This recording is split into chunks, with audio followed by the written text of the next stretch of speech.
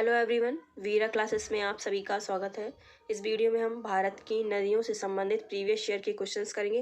जितने भी पूछे गए हैं क्वेश्चंस, जो भी एग्ज़ाम हो, हर एग्ज़ाम के क्वेश्चंस हमने यहाँ पर लिए हैं। चाहे यूपीएससी हो, यूपीपीएससी हो, एसएससी या फिर एमपीपीएससी, कुछ कोई भी एग्ज़ाम हो, सभी एग्ज़ाम के हमने यहाँ पर इन क्वेश्चंस को कलेक्ट किया है। ठीक है, तो वीडियो स्टार्ट करते हैं। वीडियो अच्छा लगे तो एक लाइक, चैनल को सब्सक्राइब ज़रूर कर लें। ये इसका पार्ट 1 हुआ, इसके बाद आगे भी आएंगे। टोटल 300 क्वेश्चन है इसके। तो वीडियो स्टार्ट करते हैं। अगर आप कहेंगे तो हम इन्हें पूरे क्वेश्चंस करवाएंगे। ठीक है, तो वीडियो स्टार्ट करें। फर्स्ट क्वेश्चन है, जब नदी मैदानी क्षेत्र में प्रवेश करती है तो वह मोड़दार मार्ग पर बहने लगती है, जिन्हें कहा जाता है। जब नदी ऊपर से आती है ना, ऐसे, तो जब ये मैदानी भाग में प्रवेश करती है तो वह मोड़दार मार्ग पर बहने लगती है। तो उसे क्या कहते हैं? ऐसे ऐसे ऐसे ऐसे जो मोड़ बनता है ना, ऐसे ऐसे, तो ये इस मोड़ को क्या बोला जाता है? तो इसे क्या बोलते हैं? मोड़, वक्रता, वक्र या फिर विसर्प। तो इसका राइट आंसर हो जाएगा, ये क्वेश्चन पूछा गया था एसएससी सीजीएल 2017 में, तो इसका राइट आंसर हो जाएगा विसर्प। ठीक है, तो डी इसका राइट आंसर है। डी विसर्प इसका राइट आंसर है। तो ये देखिए, यहाँ पर हमने ये आंसर डी है इसका, 2017 में भी पूछा गया था। अगला क्वेश्चन है कि नदी की तरुणावस्था में कौन सी प्रक्रिया होती है? घाटी का चौड़ा होना, नदी का कायाकल्प करना, घाटी को गहरा करना या फिर डी है टेढ़े मेढ़े बहना। नदी की तरुणावस्था में कौन सी प्रक्रिया होती है? तो इसका राइट आंसर है घाटी को गहरा करना। ठीक है, घाटी को गहरा करना। ये भी एसएससी सीजीएल 2016 में पूछा गया क्वेश्चन है।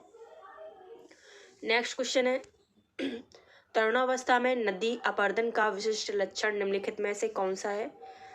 तरुणावस्था में नदी अपरदन का विशिष्ट लक्षण कौन सा है? चाप, झील, महाखड्ड या फिर इसे गार्ज भी बोला जाता है। सी है अंतर्घाटी, डी है कटा किनारा, या इसे कट बैंक भी बोलते हैं। तो इसका राइट आंसर क्या हो जाएगा? तरुणावस्था में जब नदी का अपरदन होता है तो उसका क्या लक्षण होता है? विशिष्ट होता है महाखड्ड। ठीक है, गार्ज बन जाते हैं। जब अपनी नदी का अपरदन हो जाता है तो महाखड्ड या फिर से गार्ज भी कहते हैं, वो बन जाते हैं। ये एसएससी मैट्रिक्स में पूछा गया था, 2008 का क्वेश्चन है। अगला क्वेश्चन है 4, किसी नदी की अधिकतम अपरदनकारी शक्ति का संबंध किसके साथ होता है? किसी नदी की अधिकतम अपरदनकारी शक्ति का संबंध किसके साथ होता है? खोगुरों, विसर्पों, अंतर्गत पर्वत प्रक्षेप या फिर वी आकार की घाटी। जब नदी का अधिक अपरदन हो जाता है तो वो इसकी शक्ति का संबंध किसके साथ होता है? तो इसका राइट आंसर हो जाएगा वी आकार की घाटी बना देता है। ठीक है, वी आकार की घाटी बना देता है जब नदी का अधिकतम अपरदन हो जाता है। तो ये भी एसएससी मैट्रिक्स का क्वेश्चन था, 2001 का। अगला क्वेश्चन है, बाढ़ के दौरान नदी चैनल के किनारों के साथ बने चौड़े व नीचे किनारबंदी को क्या कहते हैं? बाढ़ के दौरान नदी चैनल के किनारों के साथ बने चौड़े एवं नीचे किनारबंदी को क्या कहते हैं? डेल्टा, तटबंध, बाढ़ क्षेत्र या फिर टीला। तो इसका राइट आंसर हो जाएगा तटबंध। ठीक है, तटबंध बोला जाता है जब बाढ़ के दौरान जो नदी चैनल के किनारे हैं वो चौड़े और नीचे किनारीबंद है हो बन जाते हैं, तो उसे तटबंध बोला जाता है। एसएससी सीजीएल 2016 का क्वेश्चन था ये। अगला क्वेश्चन है, जल निकास प्रतिमान जिसमें सहायक नदियां लंबवत मिले वह क्या कहलाता है? जल निकास प्रतिमान जिसमें सहायक नदियां लंबवत मिले वह क्या कहलाता है? ध्रुवाकृतिक, जाली, आयताकार या फिर त्रिज्यीय। जैसे कि कोई नदियां हैं और यहाँ से ये समतल में जुड़ती हैं, ये इस तरीके से, तो उसे क्या कहा जाता है? तो इसका राइट आंसर हो जाएगा जाली। ठीक है, तो एक तरीके का जाली नुमा आकृति बन जाती है जब जो नदियां हैं लंबवत मिलती हैं। अगला क्वेश्चन है, ये एसएससी सीजीएल 2016 का क्वेश्चन है। 7 है, नदी मार्ग का सोपानी प्रोफाइल क्या है? नदी मार्ग का सोपानी प्रोफाइल क्या है? निचले मार्ग में निर्बाध वक्र बनना, ऊपरी मार्ग में निर्बाध वक्र, या स्रोत से मुहाने तक निर्बाध वक्र, या फिर मध्य मार्ग में निर्बाध वक्र। नदी मार्ग का सोपानी प्रोफाइल क्या है? तो इसका राइट आंसर हो जाएगा ऊपरी मार्ग से निर्बाध वक्र का बनना। ठीक है, ऊपरी मार्ग से निर्बाध वक्र का बनना। ये भी ऐसा सीजीएल 2015 क्वेश्चन है। अगला क्वेश्चन है 8, वलयाकार रूप में नदियां किस दिशा में बहती हैं? वलयाकार रूप में नदियां किस दिशा में बहती हैं? पश्चिम से पूर्व, उत्तर से दक्षिण की ओर, वलय के समान या फिर अनुप्रस्थ दिशा में। वलयाकार रूप में नदियाँ किस दिशा में बहती हैं? तो इसका राइट आंसर हो जाएगा वलय के समान। ठीक है, वलय के समान। SSCGL का क्वेश्चन है, 2013 में पूछा गया। अगला क्वेश्चन है, किसी नदी घाटी के चौड़ा होने का कारण है। कोई नदी घाटी है, उसका जो चौड़ा होने का कारण है वो किस कारण से होता है? A संक्षारण, B पार्श्विक अपरदन, या से भूक्षरण भी बोलते हैं, C है अपघर्षण, D है द्रव चालित क्रिया। नदी घाटी के चौड़ा होने का कारण क्या है? तो इसका राइट आंसर हो जाएगा पार्श्विक अपरदन। ठीक है, पार्श्विक अपरदन या भूक्षरण। CHSL का क्वेश्चन है ये। अगला क्वेश्चन है 10th, एक विस्तृत धारा जहाँ नदी एवं समुद्र के जल एक दूसरे के साथ घुल मिल जाते हैं, उसे क्या कहा जाता है? एक धारा है जिसमें नदी और समुद्र का जल दोनों ही मिल जाते हैं, तो वो क्या कहलाता है? मुहाना, डेल्टा, बंदरगाह या फिर जल डमरू मध्य। तो इसका राइट आंसर क्या हो जाएगा? मुहाना। ठीक है, जहाँ पर नदी का पानी और समुद्र का पानी मिलता है उसे मुहाना बोलते हैं। ठीक है, तो इसका राइट आंसर हो जाएगा A, और ये RAS में पूछा गया क्वेश्चन है, प्री में। अगला क्वेश्चन है 11, हिमालय पार की नदियाँ हैं। हिमालय पार की नदियाँ हैं। A सतलज, सिंधु, गंगा, B है ब्रह्मपुत्र, सिंधु, सतलज, C है ब्रह्मपुत्र, सिंधु, गंगा, या फिर D है ब्रह्मपुत्र, सतलज और गंगा। तो हिमालय पार की नदियां हैं, 11th का हो जाएगा ब्रह्मपुत्र, सिंधु और सतलज। ठीक है, ब्रह्मपुत्र, सिंधु और सतलज जो कि हिमालय से निकलती हुई नदियां हैं। अगला है 12th क्वेश्चन है, काली तीस्ता नदियों के बीच हिमालय का कौन सा प्रादेशिक विभाग स्थित है? काली और तीस्ता नदियों के बीच जो हिमालय का भाग है वो किस विभाग में स्थित है? पंजा हिमालय, नेपाल हिमालय, असम हिमालय या कुमायूं हिमालय। तो काली और तीस्ता नदियों के बीच का जो हिमालय है वो क्या कहलाता है? वो है नेपाल हिमालय। ठीक है, नेपाल हिमालय। नेक्स्ट क्वेश्चन है, भारत के उत्तरी मैदान 3 प्रमुख नदी प्रणालियों से बने हैं, जो सिंधु, गंगा और क्या है? ये आपको बताना है, ब्रह्मपुत्र, कृष्णा, कावेरी या महानदी। भारत के उत्तरी मैदान 3 प्रमुख नदी प्रणालियों से बने हैं, जिसमें से एक है सिंधु, दूसरा है गंगा और तीसरा क्या है? ब्रह्मपुत्र। ठीक है, सिंधु, गंगा और ब्रह्मपुत्र। तो ए इसका राइट आंसर है। नेक्स्ट क्वेश्चन है, ब्रह्मपुत्र नदी निम्नलिखित में से किस हिमनद से निकलती है? ब्रह्मपुत्र नदी निम्नलिखित में से किस ग्लेशियर से निकलती है? सियाचिन, गंगोत्री, यमुनोत्री या फिर चेमायुंगडोंग। इनमें से कौन सा सही आंसर है? तो इसका राइट आंसर हो जाएगा D, चेमायुंगडोंग। ठीक है, ब्रह्मपुत्र नदी जो है चेमायुंगडोंग ग्लेशियर से निकलती है। अगला क्वेश्चन है 15 क्वेश्चन है, निम्नलिखित में से कौन सी नदी को सांगपो के नाम से जाना जाता है? कृष्णा, गोदावरी, गंगा या फिर ब्रह्मपुत्र। निम्नलिखित में से कौन सी नदी को सांगपो के नाम से जाना जाता है? तो इसका राइट आंसर हो जाएगा D, ब्रह्मपुत्र को जो है सांगपो नदी के नाम से जाना जाता है। ठीक है, अगला क्वेश्चन है तिब्बत में किसका दूसरा नाम सांगपो है? जैसे कि अभी हमने बताया, तिब्बत में किसका दूसरा नाम सांगपो है? कोसी, गंडक, ब्रह्मपुत्र या फिर गंगा। तो इसका राइट आंसर क्या हो जाएगा? ब्रह्मपुत्र। ठीक है, तो C इसका राइट आंसर है। ब्रह्मपुत्र को ही सांगपो के नाम से जाना जाता है तिब्बत में। ये काफ़ी बार क्वेश्चन पूछा है, SSC CGL, Jharkhand PCS, SSC tax assistant. ठीक है, अगला क्वेश्चन है 17, अरुणाचल प्रदेश में प्रवेश करने पर ब्रह्मपुत्र नदी को किस नाम से जाना जाता है? अरुणाचल प्रदेश में प्रवेश करने पर जब ब्रह्मपुत्र नदी अरुणाचल प्रदेश में प्रवेश करती है तो उसे किस नाम से संबोधित किया जाता है? डिबांग, दिहांग, सुबनसिरी या फिर धनसिरी। तो इसका राइट आंसर क्या हो जाएगा? जब अरुणाचल प्रदेश में ब्रह्मपुत्र नदी प्रवेश करती है तो उसे दिहांग के नाम से जाना जाता है। तो इसका राइट आंसर हो जाएगा B। ठीक है, B, दिहांग। 18 क्वेश्चन है, भारत में यरलुंग सांगियो नदी को किस नाम से जाना जाता है? भारत में यरलुंग सांगियो नदी को किस नाम से जाना जाता है? सिंधु, गंगा, ब्रह्मपुत्र या फिर महानदी। तो 18 का हो जाएगा ब्रह्मपुत्र। ठीक है, C इसका राइट आंसर है। यरलुंग सांगियो नदी को भारत में ब्रह्मपुत्र के नाम से जाना जाता है। ये बीपीएससी का क्वेश्चन था। नेक्स्ट क्वेश्चन है, निम्नलिखित में से कौन से ब्रह्मपुत्र नदी के वैकल्पिक नाम है? ए यमुना, यारलुंग, जंगबो और सांगो। बी है यमुना, मेघना या फिर तुशांगो, यमुना। सी है जमुना, सियांग, यारलुंग, जांगबो या फिर तिशंगपो। डी है जमुना, सियांग, यारलुंग, जांगपो या फिर मेघना और तिशंगपो। तो ब्रह्मपुत्र नदी को और किस नाम से भी जाना जाता है, इसमें से आपको बताना है। तो इसका राइट आंसर हो जाएगा डी। ब्रह्मपुत्र को जमुना, सियांग, यारलुंग, जांगबो, मेघना और तिशंगपो के नाम से भी जाना जाता है। अगला क्वेश्चन है, किस नदी पर नर नारायण सेतु का निर्माण किया गया? किस नदी पर नर नारायण सेतु का निर्माण किया गया? गंगा, ब्रह्मपुत्र, महानदी और गोदावरी।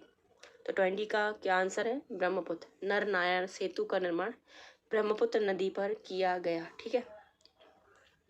नेक्स्ट क्वेश्चन है, उत्तर पूर्वी भारत में बहने वाली राष्ट्रपारीय नदी है।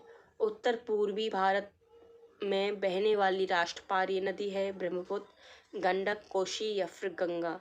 तो 21 का आंसर क्या हो जाएगा? ए। ठीक है, ब्रह्मपुत्र, जो उत्तर पूर्वी भारत में बहती है नदी। ठीक है। अगला है 22 क्वेश्चन है, निम्नलिखित में से कौन सा वह नदी है जिसका उद्गम भारतीय क्षेत्र में नहीं होता है? इनमें से कौन सी नदी है जिसका उद्गम भारतीय क्षेत्र में नहीं होता है? महानदी, ब्रह्मपुत्र नदी, रावी नदी या फिर चिनाव। तो इसका राइट आंसर क्या हो जाएगा? ब्रह्मपुत्र नदी। ठीक है, ब्रह्मपुत्र नदी है जिसका जो उद्गम है वो भारत क्षेत्र में नहीं होता बल्कि तिब्बत से बहती है ये नदी। ठीक है, तिब्बत में वहाँ से होकर बहती है। अगला क्वेश्चन है 23 क्वेश्चन है, भारत हिमालय में ब्रह्मपुत्र नदी का उदाहरण है। हिमालय में ब्रह्मपुत्र नदी उदाहरण है अनुवर्ती अपवाहिका, पूर्ववर्ती अपवाहिका, परवर्ती अपवाहिका या फिर अध्यारोपित अपवाहिका।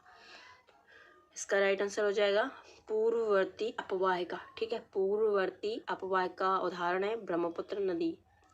ये यूपीपीसीएस का क्वेश्चन है जो कि 2009 में पूछा गया था प्री में। नेक्स्ट क्वेश्चन है 24 है, निम्नलिखित में से कौन सी ब्रह्मपुत्र की सहायक नदी है? निम्नलिखित में से कौन सी ब्रह्मपुत्र की सहायक नदी है? दिबांग, कामेंग या फिर लोहित। ए आप क्वेश्चन में दिया गया है केवल 2 और 3, केवल 1। सी है केवल 1 और 3 या फिर डी है 1, 2 और 3 यानी तीनों। तो इसका राइट आंसर क्या हो जाएगा? ब्रह्मपुत्र की इनमें से कौन सी सहायक नदियां हैं? तो इसका राइट आंसर ये तीनों ही ब्रह्मपुत्र की सहायक नदियां हैं। दिबांग, कमेंग और लोहित, तीनों ही ब्रह्मपुत्र की सहायक नदियां हैं। ठीक है, तो तीनों, डी इसका राइट आंसर हो जाएगा, दिबांग, कामेत और लोहित। नेक्स्ट क्वेश्चन है, AIAS का क्वेश्चन था, प्री में पूछा गया था यूपीएससी का। 25 क्वेश्चन है, ब्रह्मपुत्र नदी की निम्नलिखित सहायक नदी। ब्रह्मपुत्र नदी की निम्नलिखित में से सहायक नदियों पर विचार करें। लोहित, तीस्ता, सुबनसिरी और शंकोश। तो इसमें से हमें जो पूछ रहा है कि इसमें पश्चिम से पूर्व की ओर हमें किरमत लगाना है। यहाँ पर ब्रह्मपुत्र नदी की जो सहायक नदियाँ वो दी गई हैं और इन्हें पश्चिम से पूरब की ओर हमें लगाना है। इसमें से कौन सा सही आंसर हो जाएगा? तो सबसे पहले ब्रह्मपुत्र नदी में तीस्ता नदी है। ठीक है, तो ये हो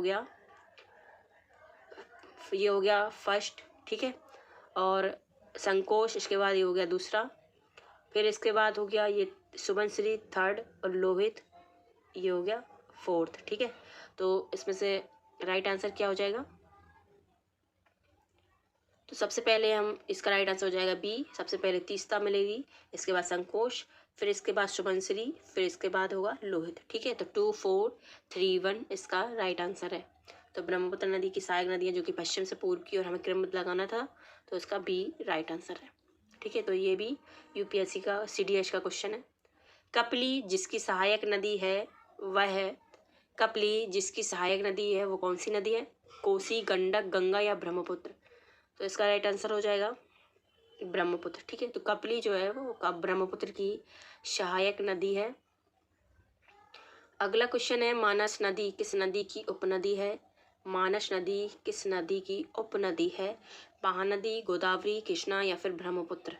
तो 27 का आंसर है ब्रह्मपुत्र। ठीक है, तो मानस नदी जो है वो ब्रह्मपुत्र की उपनदी या फिर कहीं सहायक नदी है। अगला क्वेश्चन है 28, भारत के निम्नलिखित नदी बेसिनों में से किसकी वार्षिकी जल उपलब्धि अधिकतम है? भारत के निम्नलिखित नदी बेसिनों में से किसकी वार्षिक जल उपलब्धि अधिकतम है? ब्रह्मपुत्र, गंगा, सिंधु या फिर गोदावरी? तो इसका राइट आंसर हो जाएगा ब्रह्मपुत्र। ठीक है, ब्रह्मपुत्र पर काफ़ी क्वेश्चंस पूछे जाते हैं, इसलिए ये भी यूपीपीसीएस का 29 क्वेश्चन है, ये भी यूपीएससी का क्वेश्चन है, तो ध्यान से पढ़ें। 2011 में पूछा गया था ये क्वेश्चन। तिब्बत में उत्पन्न होने वाली ब्रह्मपुत्र, इरावदी और मेकॉन्ग नदियाँ अपने ऊपरी पार्टों में संकीर्ण और समानांतर पर्वत श्रेणियों से होकर प्रवाहित होती हैं। इन नदियों में ब्रह्मपुत्र भारत में प्रविष्ट होने से ठीक पहले अपने प्रवाह में एक यू टर्न लेती है। यह यू टर्न क्यों बनाती है? तो इसका ए है भूवैज्ञानिक तरुण हिमालय के अक्ष संघी नमन के कारण, बी है वलित हिमालय श्रेणियों के उत्थान के कारण, सी है तृतीय कल्पीय वलित पर्वतमालाओं में भूवर्तनिक विक्षोभ के कारण, या फिर डी है उपर्युक्त बी और ए दोनों के कारण। ठीक है, तो ये बताना है आपको इनमें से कौन सा सही है। क्वेश्चंस है, आप अच्छे से देख लीजिए, स्क्रीनशॉट भी ले सकते हैं। तो इसके बाद आपको बताना है इसमें से कौन सा सही है। तो इसका जो सही आंसर है वह ए भूवैज्ञानिक तरुण हिमालय के अक्ष संघीय नमन के कारण जो ब्रह्मपुत्र नदी का प्रवाह है वो एक यू टर्न ले लेता है। ठीक है, तो ये मेन कारण है इसका कि भूवैज्ञानिक तरुण हिमालय के अक्ष संघीय नमन के कारण। नेक्स्ट क्वेश्चन है 30, तिब्बत में मानसरोवर झील के पास नदी का स्रोत है। तिब्बत में मानसरोवर झील के पास नदी का स्रोत है, वह है सतलज, ब्रह्मपुत्र, सिंधु या उपरोक्त सभी? तो इसका राइट है उपरोक्त सभी। तिब्बत में मानसरोवर झील के पास नदियों का स्रोत है सतलज, ब्रह्मपुत्र और सिंधु। ठीक है, तीनों ही हैं, तो तीनों सही है। नेक्स्ट क्वेश्चन है गंगा और ब्रह्मपुत्र नदियों का उद्गम स्थान क्रमशः कहाँ स्थित है? नेपाल तथा तिब्बत में, तिब्बत या सिक्किम में, उत्तर प्रदेश तथा तिब्बत में, या फिर डी है उत्तराखंड तथा तिब्बत में? गंगा और ब्रह्मपुत्र नदियों का उद्गम स्थान है, तो इसका राइट आंसर हो जाएगा डी उत्तराखंड तथा तिब्बत में। ठीक है, तो गंगा उत्तराखंड से और ब्रह्मपुत्र नदी तिब्बत से इसका जो उद्गम है वो स्थान है। 32 है मेघना निम्नलिखित में से किन दो नदियों की सम्मिलित धारा है? मेघना नदी किन दो नदियों की सम्मिलित धारा है? गंगा जमुना, गंगा गोमती, गंगा सोन या फिर गंगा ब्रह्मपुत्र नदी? तो इसका राइट आंसर हो जाएगा गंगा और ब्रह्मपुत्र नदी। ठीक है, मेघना नदी जो है गंगा और ब्रह्मपुत्र नदी का एक सम्मिलित धारा है। अगला क्वेश्चन है 33, गंगा और ब्रह्मपुत्र की संयुक्त जलधारा किस नाम से जानी जाती है? जैसे कि अभी हमने बताया मेघना के नाम से। ठीक है, तो मेघना के नाम से जानी जाती है गंगा और ब्रह्मपुत्र की संयुक्त जलधारा। 34 है विश्व का बृहत्तम डेल्टा निर्मित होता है। विश्व का बृहत्तम डेल्टा निर्मित होता है मिसिसिपी मिसौरी द्वारा, गंगा ब्रह्मपुत्र द्वारा, यांगटीसी कियांग द्वारा या फिर वांगहो द्वारा? विश्व का सबसे बड़ा डेल्टा निर्मित होता है, इसका राइट आंसर हो जाएगा गंगा ब्रह्मपुत्र द्वारा। ठीक है, गंगा ब्रह्मपुत्र द्वारा। नेक्स्ट क्वेश्चन है विश्व में सबसे बड़ा विशाल डेल्टा है Ganga Brahmaputra delta, Kaveri delta, Krishna delta या फिर गोदावरी डेल्टा? तो विश्व में सबसे बड़ा डेल्टा है गंगा ब्रह्मपुत्र डेल्टा। अगला क्वेश्चन है किस नदी के बेसिन को भारत के उत्तरी 10 राज्यों द्वारा बांटा गया है? सिंधु, ब्रह्मपुत्र, गंगा या फिर दामोदर? किस नदी के बेसिन को भारत के उत्तरी जो 10 राज्य हैं उनको बांटा गया है? इसका राइट आंसर हो जाएगा गंगा। ठीक है, गंगा। 37 है गंगा नदी उदाहरण है अनुवर्ती अपवाहिका, पूर्ववर्ती अपवाहिका, अक्रमवर्ती अपवाहिका या फिर प्रवर्ती अपवाहिका? तो इसका राइट आंसर हो जाएगा पूर्ववर्ती अपवाहिका। ठीक है, गंगा नदी पूर्ववर्ती अपवाहिका उदाहरण है, ब्रह्मपुत्र नदी भी पूर्ववर्ती का ही एक उदाहरण है। ठीक है, अगला क्वेश्चन है गंगा नदी की दो प्रमुख स्रोत क्या है? भागीरथी, अलकनंदा, भागीरथी यमुना, भागीरथी सरस्वती या अलकनंदा और गंडक? गंगा नदी के दो प्रमुख स्रोत क्या हैं? तो इसका राइट आंसर है भागीरथी और अलकनंदा। ठीक है, भागीरथी और अलकनंदा। 39 क्वेश्चन है भागीरथी और अलकनंदा का संगम कहाँ पर है? भागीरथी और अलकनंदा का संगम कहाँ पर स्थित है? देवप्रयाग, रुद्रप्रयाग, विष्णुप्रयाग या फिर कर्णप्रयाग? तो इसका राइट आंसर हो जाएगा देवप्रयाग। ठीक है, तो ए इसका राइट आंसर है। ये क्वेश्चन काफ़ी बार पूछा गया है, यूपी, पीसीएस, एमपीपीएससी और भी कई एग्ज़ाम। अगला क्वेश्चन है और ये लास्ट क्वेश्चन है, कहाँ पर भागीरथी और अलकनंदा नदी के मिलने से गंगा बनती है? तो ये अलग अलग तरीके से पूछा गया क्वेश्चन है, क्वेश्चन वही है, बस तरीका पूछने का अलग है। देवप्रयाग, कर्णप्रयाग, गंगोत्री या फिर रुद्रप्रयाग? तो आंसर इसका है देवप्रयाग। ठीक है, तो फिलहाल इस वीडियो में इतना ही, मिलेंगे अगले पार्ट 2 में।